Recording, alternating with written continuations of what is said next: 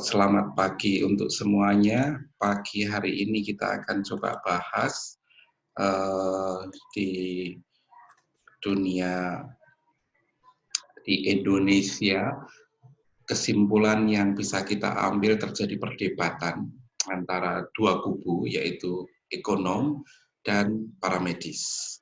Ekonom mengatakan jangan lockdown, ekonomi akan hancur. Sementara tim medis mengatakan ayo cepat-cepat ditutup, karantina total. Kalau tidak kami capek, kalau tidak ini berbahaya. Sehingga penyebaran virus COVID-19 akan tidak bisa terbendung lagi.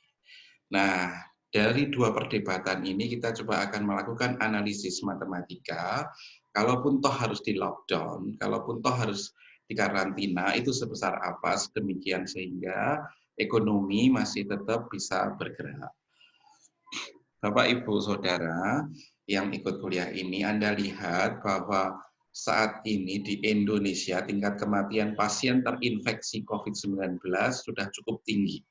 Mulai dari 8,4% dan kemarin sempat tembus angka 9. Kemarinnya lagi turun ke angka 8,6%. Artinya orang yang sehat, hidup damai pada waktu itu, tiba-tiba dia terinfeksi tapi tidak mengetahui. Maka ketika dia belum mengetahui dirinya terinfeksi hingga akhirnya dia ketahuan itu di saat sakitnya sudah parah hingga akhirnya meninggal. Maka di saat dia terinfeksi dan belum diketahui bahwa yang bersangkutan terkena virus COVID-19, maka penularan ini akan menyebar ke orang-orang yang sehat dan ini yang cukup berbahaya. Artinya hubungan antara tingkat kematian pasien yang tinggi dengan tingkat penyebaran itu menjadi sangat berkorelasi, sangat kuat. Berikutnya, secara matematik kita akan menjelaskan bahwa state atau kondisi orang di suatu negara itu dibagi 4 kalau kita membahas COVID-19 ini. Yang pertama itu adalah susceptible, orang-orang sehat yang rentan nantinya akan terinfeksi virus COVID-19, di mana terinfeksi ini sangat dipengaruhi oleh laju kontak, yaitu beta. Maka kalau beta ini besar, artinya orang sering bertemu, orang sering berkerumun, orang mengadakan event-event bersama, berkelompok, maka betanya akan besar. Maka akan banyak orang pindah menjadi I, yaitu status terinfeksi. Orang yang terinfeksi ini akan ada yang meninggal, akan ada yang sembuh. Tapi orang yang terinfeksi ini bisa dilakukan dengan melakukan karantina total. Besarnya angka karantina itu adalah tergantung kemampuan dari negara, kemampuan dari masyarakat untuk dia mengisolasi diri agar tidak terinfeksi dengan orang-orang yang sudah terkena COVID-19. Besarnya adalah tergantung alfa ini. Ketika alfa besar, maka orang yang terinfeksi langsung masuk di karantina total menjadi selesai. Ya. Nah, orang yang dikarantina ini ada yang meninggal dan ada juga yang sembuh pergi ke R.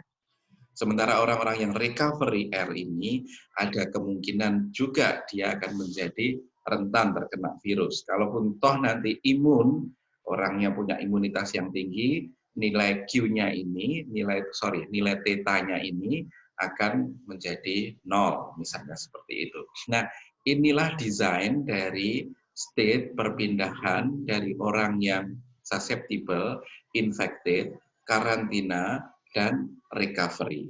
Kalau dibuat persamaan diferensial, maka akan diperoleh sistem persamaan diferensial seperti ini, 1, 2, 3, 4. Nah, yang menarik, dari sistem persamaan diferensial itu kita selesaikan secara analitik sulit, maka kita menggunakan simulasi Rang-Kute Orde 4, saya bekerja sama dengan mahasiswa saya, Saudari Ibra, maka diperoleh grafik seperti ini. Jika kondisi saat ini akhirnya menentukan parameter-parameter persamaan diferensial tadi, akan diperoleh puncaknya itu ada di pertengahan bulan Mei. Ya, dan di pertengahan bulan Mei ini nanti akan mengena, akan semuanya orang-orang yang terinfeksi, totalnya itu hampir mendekati 2,5% dari penduduk di sebuah kota. Kalau di Indonesia berarti 2,5% penduduk Indonesia akan terinfeksi virus tersebut. dan kemudian dia akan menurun, dan kami hanya melakukan prediksi sampai dengan 10 Juni, yaitu 100 hari virus corona ada di Indonesia. Artinya sampai 10 Juni, kalau kondisi seperti ini dijalankan, kondisi seperti ini diterus-teruskan, maka virus tetap belum akan hilang, akan tetapi sempat menurun. Ya. Nah, apa yang harus dilakukan? Ini Bapak Ibu, Mas Mbak semuanya, kita bicara ada dua parameter, yaitu alfa, laju karantina, kecepatan orang di karantina, dan di sini adalah laju kontak, yaitu kontak antara pasien yang terinfeksi dengan pasien yang masih sehat. Kalau semakin tinggi orang bertemu, maka nilai betanya semakin besar. Kalau semakin cepat kita mengkarantina, maka nilai alfanya semakin besar. Nah, dari simulasi yang kita bikin, Indonesia itu bisa kok hilang virusnya tanggal 10 Juni nanti, asal di sini perbandingan antara beta dan alfa harus berada di garis ini, di garis pink ini. Jika tidak, maka akan masuk ke kuadran 1 atau kuadran 2. Misal, saya mempunyai perbandingan beta itu 0,5 dengan 1, maka akan masuk kuadran 1. Artinya apa? Virus akan hilang sebelum 10 Juni. Kenapa? Karena kecepatan karantinanya lebih cepat daripada laju kontak antara orang yang sudah terkena virus dengan orang yang masih sehat. Demikian juga di sini, jika kemudian saya ambil titik di sini, betanya adalah 2, dan alfanya hanya 0,2, maka apa yang terjadi? Tanggal 10 Juni kita akan lewat. Artinya virus masih ada di mana-mana. Nah, berarti apa yang harus dilakukan? Benar. Yang pertama, rapid test. Segera pisahkan mereka yang benar-benar positif terkena virus dan mereka yang sehat. Setelah itu masukkan ke rumah sakit rujukan atau ke Wisma Atlet Senayan yang sudah dirubah jadi rumah sakit, itu namanya memperbesar laju alfa. Kemudian yang kedua, menekan orang yang masih sehat untuk tinggal di dalam rumah. Agar supaya apa? Agar supaya laju betanya ini di bawah titik 1,0 atau di bawah titik 0,9 kalau yang kami temukan di sini. Artinya kalau laju betanya itu masih di bawah 0,9, di angka 0,5 misalnya, dan kita memperbesar nilai alfanya di sini, saya berdasarkan simulasi ini akan ketemu bahwa virus akan hilang sebelum 10 Juni. Tapi kalau tidak, selamat tinggal. Kita akan masuk ke kuadran 2 dan ini sangat berbahaya sekali untuk Indonesia.